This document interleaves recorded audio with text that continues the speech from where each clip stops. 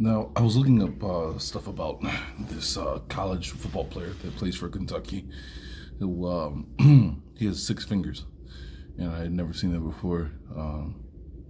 I've heard about it, but this was the first time someone brought him up, and I was like, wait, that's interesting, because then it brought me back to the whole story that the Seneca Indians had told me here in New York, that the reason why Indians would say how, or their version of how, how is Lakota, and they don't speak Lakota, but the reason they would do that whole how and put their hand up thing is that when they came across another Indian, they were doing it to count your fingers to see if you were of the giants race. They teach, especially around here where I live, that the mounds are buried inside the mounds. I'm sorry, are full of giants. They even have a mound where there's this farmer whose house sits on a hill. Because if you know New York, there's a lot. It's like a lot of rolling hills and stuff. But anyways, it sits over a hill, looking right down on one of the mounds at the bottom of the foothill there, and the story is that he has federal permission to shoot anyone that trespassed on that land, trying to disturb the mound and kill them, and so nobody dares go near there. Other people have found mounds in the state parks, but nobody really likes to deal with it or go back, from what I understand, because they're like, whatever's there, it follows them home and it stays with them for weeks. So people just like, it's a feeling you're constantly being watched and something bad's about to happen. So but looking at that kid and then trying to find that article, it led me to this guy, and I thought something was weird when I seen this, and I'll show you why after we go over this. But I'm like, this is just hold on. All this is going to be boring until we get to the end here. So let's see if we can get through this real quick. Joseph Carter Corbin, March 26, 1833 to January 9, 1911, was a journalist and educator in the United States. Before the abolition of slavery, he was a journalist, teacher, and conductor on the Underground Railroad in Ohio and Kentucky. After the American Civil War, he moved to Arkansas, where he served as superintendent of public schools from 1873 to 1874. He founded the predecessor of University of Arkansas at Pine Bluff and was its first principal from 1875 until 1902. He ended his career in education, spending a decade as principal of Merrill High School in Pine Bluff. He also taught in Missouri. Now, remember where he's teaching, right? Remember where he came from, Ohio. Now he's in Arkansas and teaching in Missouri.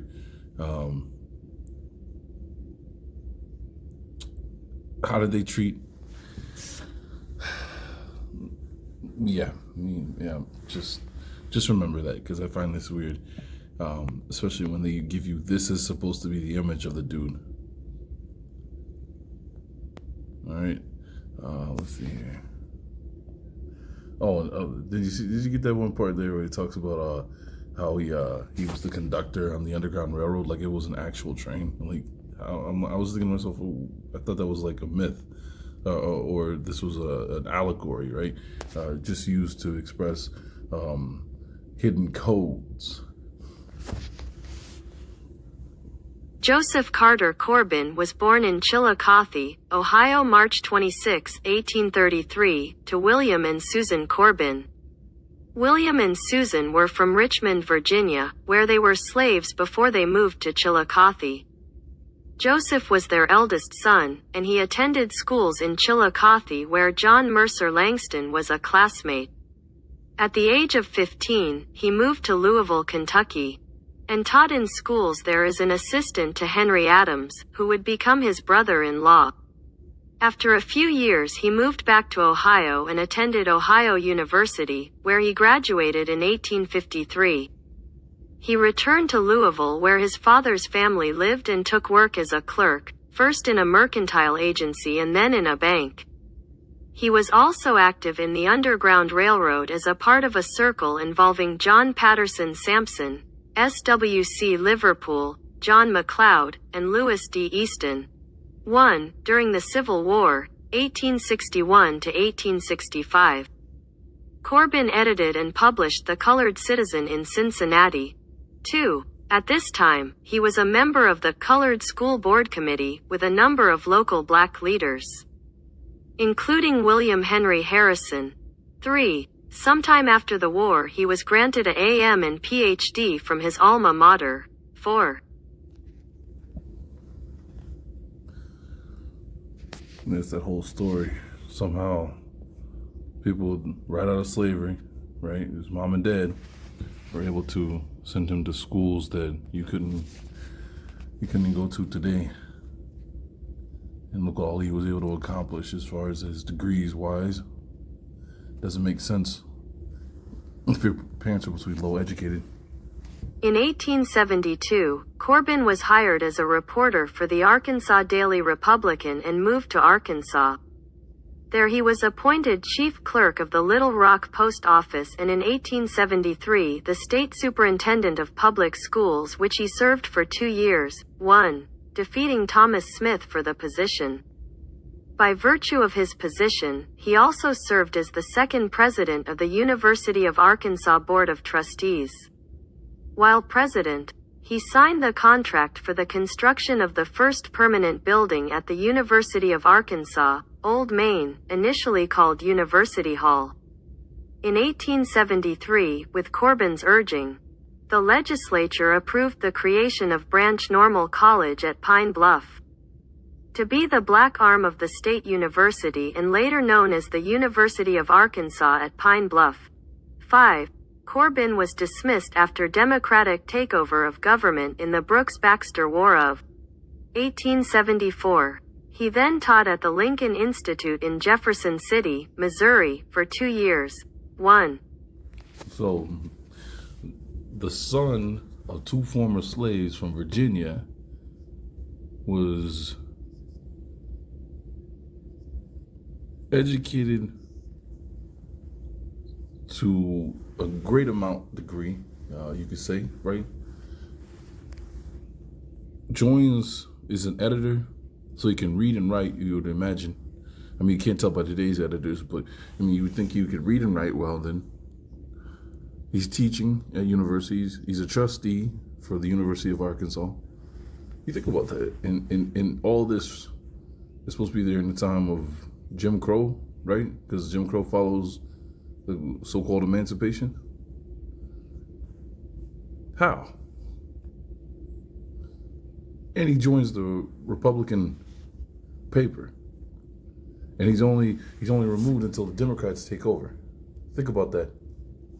The peaceful, bleeding heart liberals take over.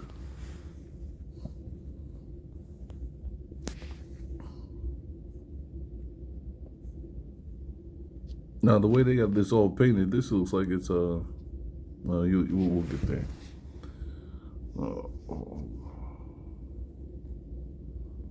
Probably is not important. Yeah.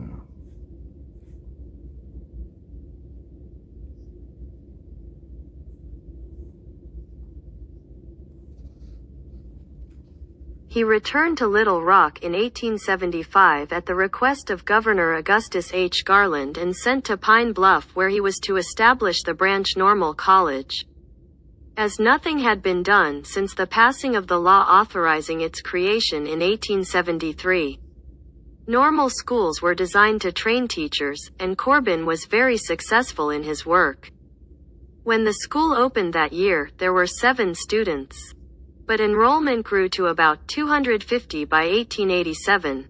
1. From 1875 until 1883, he was the only teacher at the school. 2. Corbin was principal of the school until 1902 and valued the school's commitment to the land grant mission. Although in the 1890s, against the wishes of Corbin, the school moved toward the Tuskegee model of industrial education advocated by Booker T. Washington. Oh, look at that. He pushed Booker T. Washington pushing the what was it called, the third industrial revolution, right? Going to that from farming to machine industry. There's a name for it. I can't think of it.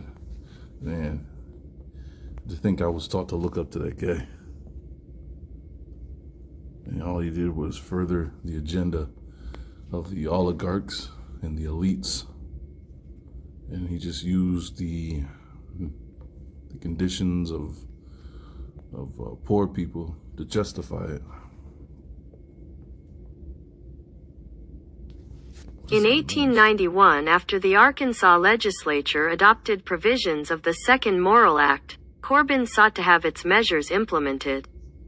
In particular, that if a state maintained separate white and black universities, funds should be equitably divided, although equity was left for states to define. Corbin's efforts were partially successful. The legislature allocated $5,000 to open new programs in agriculture and mechanical arts and hired William S. Harris, a white employee of the Fayetteville University of Arkansas campus, to run the new programs. Corbin was not happy with the effort. Because agriculture did not offer his students many opportunities for upward mobility. A year later, in 1893, Corbin was investigated due to rumors of poor performance and was recommended to be fired by the Democratic state legislature. Look at them. This investigation was in contrast to another investigation in 1891 which found Corbin to be very successful and respected.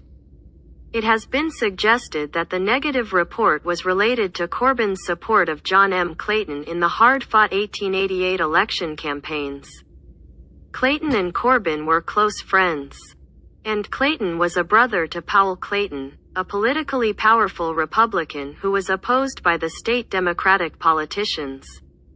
The legislature was not authorized to remove Corbin, and the university's board of trustees decided to retain Corbin, but promoted Harris to superintendent and treasurer, putting Corbin in a subservient role. In 1895, Corbin accused Harris of seducing female students, and the accusations were widely supported, but Corbin was unable to fire Harris, who was supported by the board. Corbin's relationship with the board continued to decline, and in June 1902, the board voted to replace him, appointing Tuskegee graduate and Booker T. Washington protege, Isaac Fisher. Fisher was not supported by the community, who advocated for Corbin's return. Wow, look, that's the same stuff they do now, right? Well, what was that professor that was just on the Seth Rogen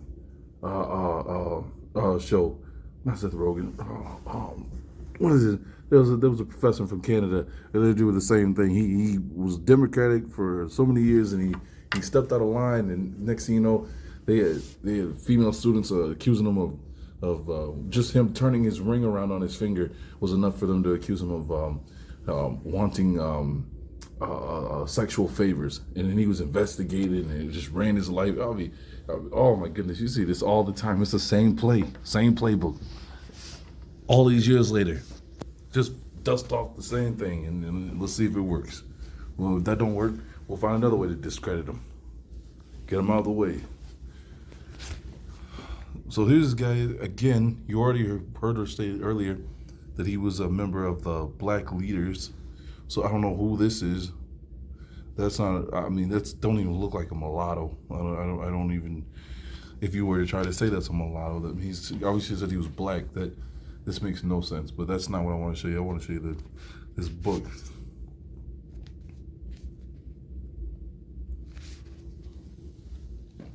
After leaving the university, he became principal of Merrill High School in Pine Bluff, serving from 1901 to 1911. During this tenure, he worked with R.C.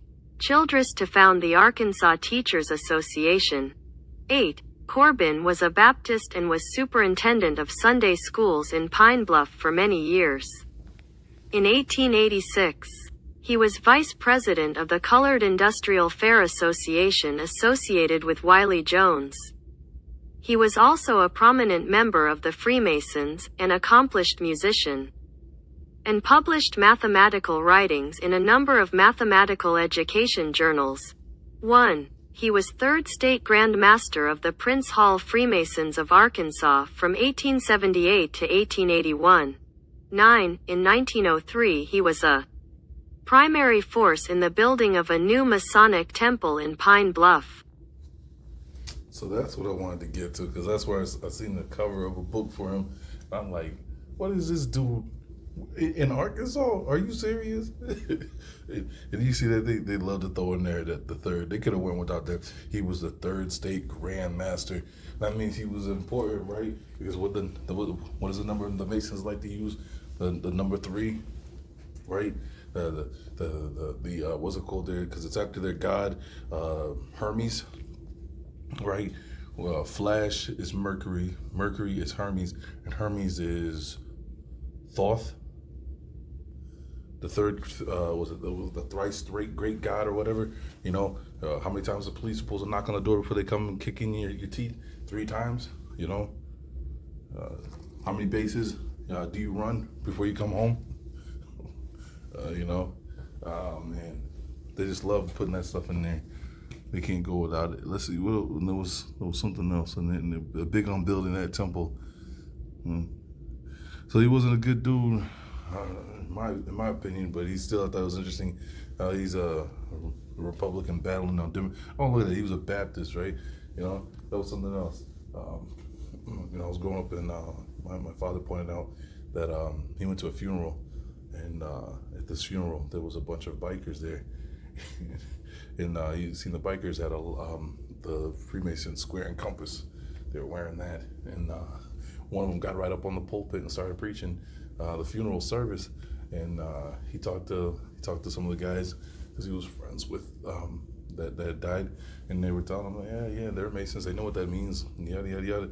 And then my dad started looking into it, come to find out, people were writing articles about how the American pulpit has been infested with Masons. Like there was like something like 17 or 7,000 pastors were Masons or something like that. I'll have to see if I can look that up. But see here, this, you can see some of the features. Some, not much though. And he still looks white to me. But it was, I seen that, and I seen the apron. And I was like, what in the world? So there's probably gonna be more. So we'll just say this is an introduction to him. Joseph Carter Corbin.